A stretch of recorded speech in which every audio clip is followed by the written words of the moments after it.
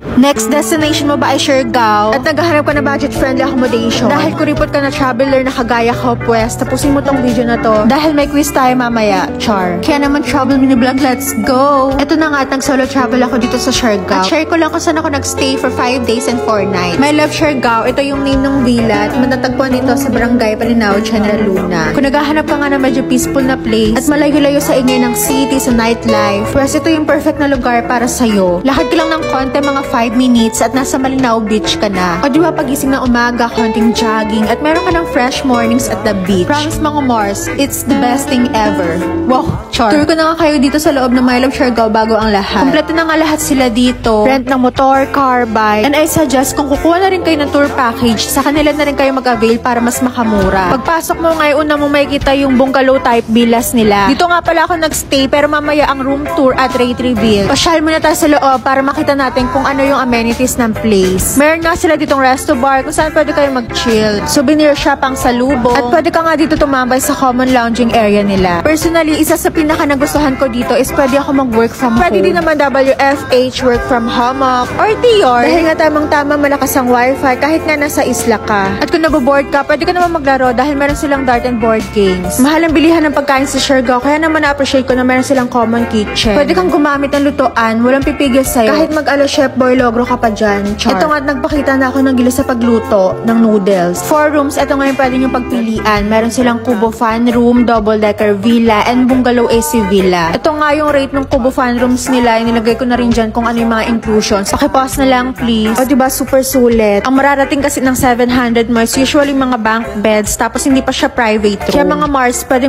na talaga to. Next naman is yung double-decker villa. Ilalagay ko na lang din dito yung rate. Saan naman kayo makakita ng ganyan kamura na air condition, private room. At medyo mas mahal nga to compared dun sa bungalow kasi nga meron siyang sariling kitchen. And last, ito nga yung bungalow AC villa nila kung saan ako nagstay. Kaya mga Mars, i-room tour ko kayo. For the reference, ilagay ko na rin dyan yung rate and inclusions para masaya kayo, char. Ito na nga Mars ang room reveal. Personal comment, ang aesthetic ng interiors. Fan talaga ako ng mga design na makahoy-kahoy ganyan. Ang kasya pala dito ay 2 to 3 pack. Kaya nga super spacious na to for solo stay. Ayan at meron silang clothes rack. At hindi sila nagtipid sa hanger mga Mars. Meron din silang extra fan kung sakaling ayaw yung gamitin yung air conditioner. Sa toiletries naman, ang available nila ay towels and tissues. Kaya yung iba kayo na magdala. At plus, 10 nga sila sa akin dahil meron silang extension cord. At meron ding lamp para feel na feel mo ang pag-work from home sa Siargao. Char. Ito nga pala yung itsura ng CR niya sa loob. May bidet yung toilet and shower na may heater. Overall, i-rate ko ang My Love Siargao as 9/10. Gusto ko lang ihabol na kasama pala sa package yung everyday breakfast ko. At shoutout pala kay ate na finor pa ng heart yung kanin at ketchup ko. Salamat!